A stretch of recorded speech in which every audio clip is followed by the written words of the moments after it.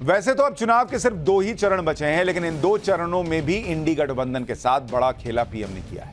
PM Modi को 400 सीटों तक पहुंचाने वाली वो फौज आ गई जिस फौज की काट इंडी गठबंधन के पास नहीं। ये फौज है महिला वोटर्स की।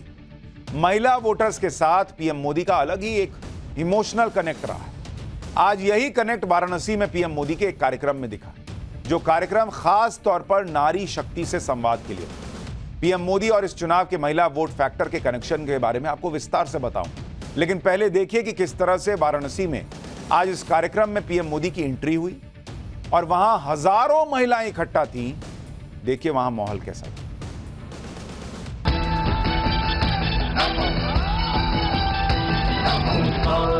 भरो भरो धरा का हित करो करो, पाप से लड़ो लड़ो, आगे तुम बढ़ो बढ़ो।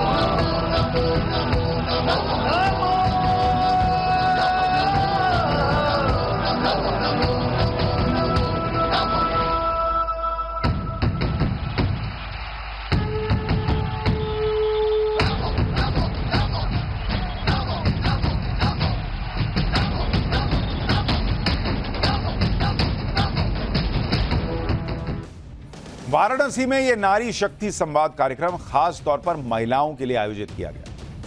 आप देखिए हजारों महिलाओं के बीच पीएम मोदी पहुंचे और पीएम मोदी ने वाराणसी से अपने नामांकन से पहले रोड शो किया था, जिसमें बड़ी संख्या में महिलाएं शामिल हुई थी। उसके बाद रुद्राक्ष कन्वेंशन सेंटर में आयोजित कार्यक्रम में भी महिलाओं की बड़ी संख्या दिखी थी, लेकिन रुद्राक्ष सेंटर की कैपेसिटी उतनी नहीं थी कि सारी महिलाएं एडजस्ट हो पाती वहां।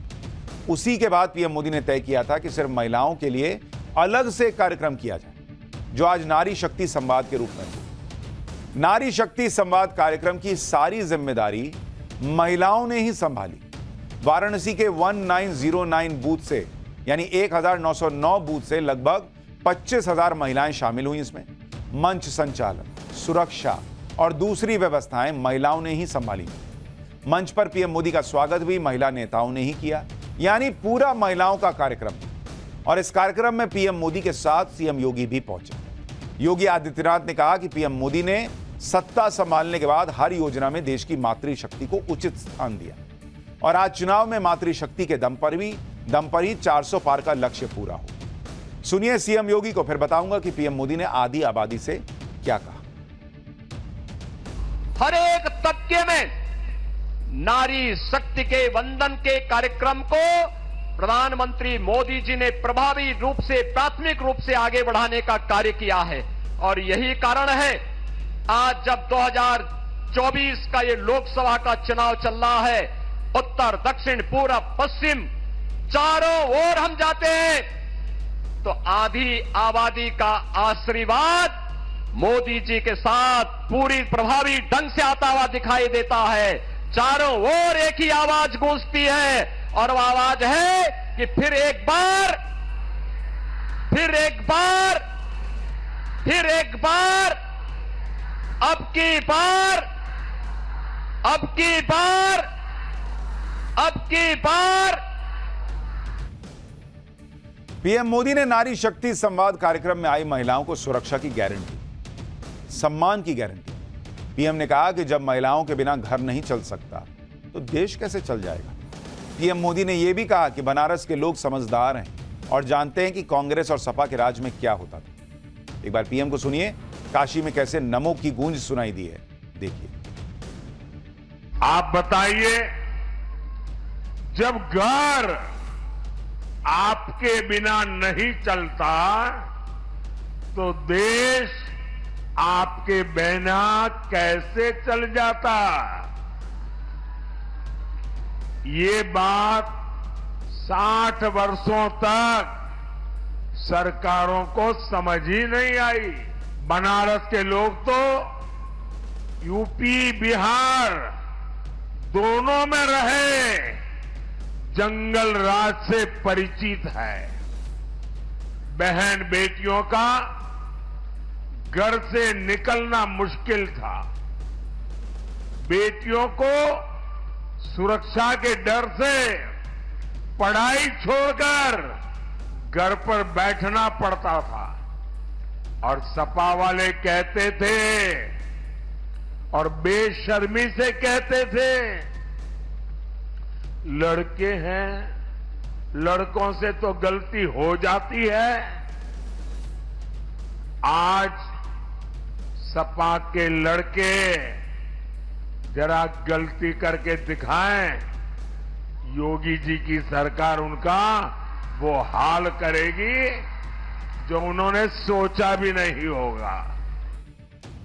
यानी प्रधानमंत्री नरेंद्र मोदी यूपी की महिलाओं को याद दिला रहे हैं कि सपा की सरकार के वक्त महिलाओं को कैसे और किस दौर से गुजरना पड़ता था और आज कैसे लॉ एंड ऑर्डर बेहतर होने से महिलाएं आराम से बाहर निकल पाती हैं। चुनाव में महिलाओं की कितनी महत्वपूर्ण भूमिका है यह प्रधानमंत्री मोदी अच्छे से जानते हैं और आज के कार्यक्रम से पीएम मोदी ने बाकी के 2 चरणों के चुनाव को भी सेट कर दिया, क्योंकि महिलाएं बीजेपी की साइलेंट वोटर मानी जाती है और आज महिलाओं के जरिए ही पीएम मोदी ने पूर्वांचल को बड़ा संदेश दिया। इस कार्यक्रम में आई महिलाएं भी पीएम मोदी से मिलकर बहुत खुश थी। सुनिए वहां जो महिलाएं पहुंची थी वो क्या कह रही, फिर कैसे नरेंद्र मोदी के लिए जो महिला वोट बैंक है वो जबरदस्त भर भर के वोट करता है, वो भी दिखाऊंगा। कि जिसके कांग्रेस विरोधी सपा विरोधी, जिसके कांग्रेस विरोधी सपा विरोधी सारे हुए विरोधी हैं। भारत में सबसे प्यारे हमारे प्यारे मोदी हैं। अरे भारत में सबसे प्यारे हमारे प्यारे मोदी हैं। मैं तो कहती हूँ कितनी भी पीढ़ी जन्म ले लेगी तो इतना बड़ा मंदिर नहीं बना पाएगी वो। जो मोदी जी कर दिए ना वो कोई सरकार नहीं कर सकती। पप्पू के फैन नहीं बनना, मोदी के फैन बनना। अरे डिम्पल यादव की मैं बात कर रहा हूँ, प्रियंका गांधी की बात कर रहा हूँ। डिम्पल यादव माता जी चलिए आपके चरण पर पखार लेंगे, पर आप अगर लड़ने आएंगी मोदी जी से तो आपको भी साइड करके हटा देंगे। उनके अंदर यही शक्ति है कि वो अपना परिवार को छोड़कर देश के लिए इतना अपने समर्पित हो गए। क्रेज देखना है तो कोई यहाँ देखे, मैं तो विपक्ष बुलाती हूँ, आओ देखो। अरे कल भी मोदी आज भी मोदी सारे विरोधी घबराएंगे। भारत में फिर से हमारे हम मोदी जी ही आए। पीएम मोदी के लिए ये क्रेज ऐसे ही नहीं बना है। महिलाओं के लिए पीएम मोदी ने कितना काम किया और कैसे मोदी सरकार में हर क्षेत्र में महिलाओं की भागीदारी बढ़ी है वो आपको बताऊंगा। लेकिन उससे पहले ये देखिए कि नरेंद्र मोदी के प्रधानमंत्री बनने के बाद से ही चुनाव में महिलाओं की भागीदारी कैसे बढ़ने लगी। अगर आप देखेंगे कि महिला वोटर्स की जो हिस्सेदारी है वो कैसे बढ़ी, और महिला वोटर की बात करूं, महिला वोटर्स अगर आप देखेंगे 2009 का अगर लोकसभा चुनाव देखेंगे, 2009 के लोकसभा चुनाव में 19 करोड़ महिलाओं ने वोट किया, 19 करोड़। लेकिन जब 2014 का चुनाव आया तो यह आंकड़ा बढ़कर 26 करोड़ हो गया, 26 करोड़। और 2019 में यह आंकड़ा बढ़कर 30 करोड़ के पार चला गया। 30 करोड़ महिलाओं ने वोट किया बॉस। हालांकि इस दौरान देश की आबादी भी बढ़ी है, लेकिन इसमें कोई दो राय नहीं कि नरेंद्र मोदी के प्रधानमंत्री बनने के बाद मतदान में महिलाओं की भागीदारी बढ़ी। इसका एक और डेटा आपको बताता हूं, वो सीटें जहां महिला मतदाताओं की संख्या पुरुषों से ज्यादा है। जैसे अगर आप देखेंगे महिला वोटर पुरुषों से ज्यादा, ये ऐसी कौन सी सीटें हैं, कितनी थी भाई? 2009 में ऐसी सीटें 64 थी, 64 सीट थी जहां महिला वोटर पुरुषों से ज्यादा थी। 2014 में ये सीटें बढ़कर 97 हुई और 2019 में ऐसी सीटें जहां महिलाओं ने पुरुषों से ज्यादा वोट किया वो बढ़कर 143 हो गई बॉस। और कई विश्लेषक इसको नरेंद्र मोदी फैक्टर मानते हैं कि नरेंद्र मोदी के लिए वोट करने के लिए महिलाएं जो हैं वो घरों से ज्यादा निकली। यानी 10 साल में महिला वोटर्स की संख्या, ऐसी सीटें जहां पर पुरुषों से ज्यादा महिलाओं ने वोट किया, वो ऑलमोस्ट डबल हो गई। पीएम मोदी को मिलने वाला महिला मतदाताओं का वोट कैसे बढ़ता गया वो भी आपको दिखाता हूं। देश में कुल महिला वोटर 48% है। 2009 का चुनाव बीजेपी को करीब 21% महिलाओं ने वोट किया, 29% महिलाओं ने कांग्रेस को वोट किया। जब नरेंद्र मोदी का चेहरा आया 2014 में तो बीजेपी के लिए महिला वोटर्स ने वोट किया 28% और कांग्रेस के लिए 19%। यानी 5 साल में 7% महिला वोटर्स बीजेपी के लिए बढ़ गए। 2019 का चुनाव आया तो बीजेपी के लिए वोट करने वाली महिलाओं की संख्या 36% हो गई और कांग्रेस 20% पे ही रही। यानी 10 साल में बीजेपी का महिला वोट बैंक 15% बढ़ चुका है और इसी 10 साल में कांग्रेस का महिला वोट 9% घट गया। अभी जो लोकसभा चुनाव चल रहा है उसमें महिला मतदाताओं की भूमिका के बारे में भी आपको बताता हूं। एसबीआई की रिसर्च के मुताबिक 2019 की तुलना में इस बार लोकसभा चुनाव के पहले 4 चरणों में करीब 94 लाख ज्यादा महिलाओं ने वोट किया है। और इसको भी कई लोग जोड़ के देख रहे हैं कि महिलाएं घरों से ज्यादा निकली हैं, इसका मतलब वो मोदी को ही वोट करके आई हैं। की हैं या नहीं है तो 4 जून को पता चलेगा। 2019 की तुलना में इस बार पहले 4 चरणों में करीब 84 लाख ज्यादा पुरुषों ने वोट किया। महिला वोटर्स की संख्या बढ़ने के पीछे उज्ज्वला योजना, मातृ वंदन योजना और पीएम आवास योजना को बड़ी वजह माना जा रहा है। महिला मतदाताओं का रुझान पीएम मोदी की तरफ है तो उसकी वजह भी है।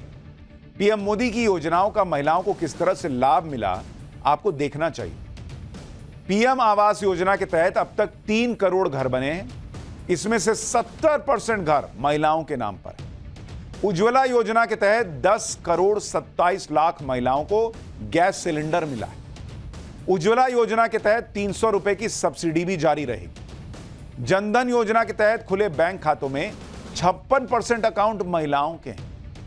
यानी महिलाओं को यह दिखता है कि एक ऐसा व्यक्ति आया जो उनको शौचालय भी बना के दे रहा है, ताकि वो जिसे नरेंद्र मोदी इज्जत घर कहते हैं, महिलाओं की इज्जत की बात हो रही है।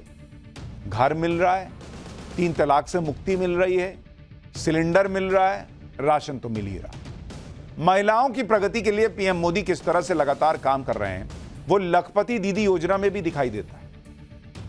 इस योजना के जरिए महिलाओं को फाइनेंशियल और स्किल डेवलपमेंट की ट्रेनिंग दी जाती है। योजना का लाभ लेने के लिए महिलाओं का सेल्फ हेल्प ग्रुप से जुड़ा होना जरूरी है। देश में करीब 83 लाख सेल्फ हेल्प ग्रुप काम कर रहे हैं। महिलाओं को योजना के तहत कई तरह के स्किल सिखाए जाते हैं। एलईडी बल्ब बनाने से लेकर ड्रोन तक की ट्रेनिंग महिलाओं को दी जाती है।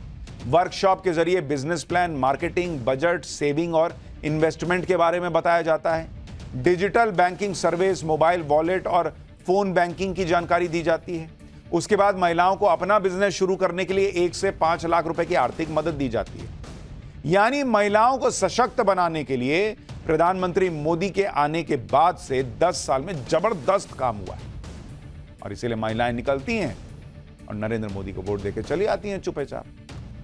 एक तरफ तो महिलाओं के लिए, गरीबों के लिए, आम आदमी के लिए पीएम मोदी के 10 साल के कामों का यह रिकॉर्ड है। दूसरी तरफ विपक्ष ये माहौल बनाता रहता है कि पीएम मोदी तो धर्म के नाम पर वोट मांग रहे हैं, विकास की तो बात ही नहीं कर रहे, गरीब पिछड़ों की बात नहीं कर रहे, नरेंद्र मोदी सिर्फ हिंदू मुसलमान के मुद्दे पर वोट मांग रहे हैं, यही आरोप लगाते हैं। लेकिन इसकी सच्चाई भी क्या है वो आपको दिखाता हूं। 17 मार्च से 15 मई के बीच पीएम मोदी ने जितने भाषण दिए उनकी एक रिसर्च हुई।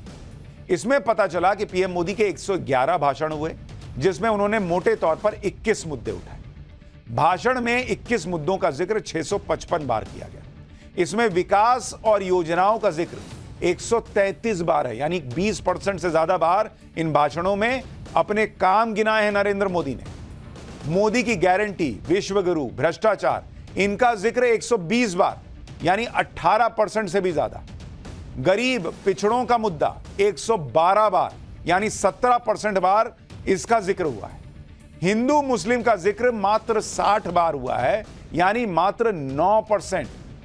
यानी विपक्ष जो माहौल बना रहा है कि पीएम मोदी हिंदू मुस्लिम के मुद्दे पर वोट मांगते हैं, उसका जिक्र पीएम मोदी के भाषण में सबसे कम है। और पीएम मोदी खुद कह चुके हैं कि वो हिंदू मुस्लिम की राजनीति नहीं करते, बल्कि मुस्लिम मुस्लिम करने वाले जो है ना उनकी पोल खोलते हैं और इसके जरिए विपक्ष को जो छिपा एजेंडा है उसको जनता के सामने रखते हैं। यानी नरेंद्र मोदी को लेकर जो माहौल है वो तो है ही, लेकिन महिला वोटर्स ऐसा माना जा रहा है कि इस बार भी नरेंद्र मोदी के समर्थन में बढ़ चढ़कर बाहर आ रहे हैं।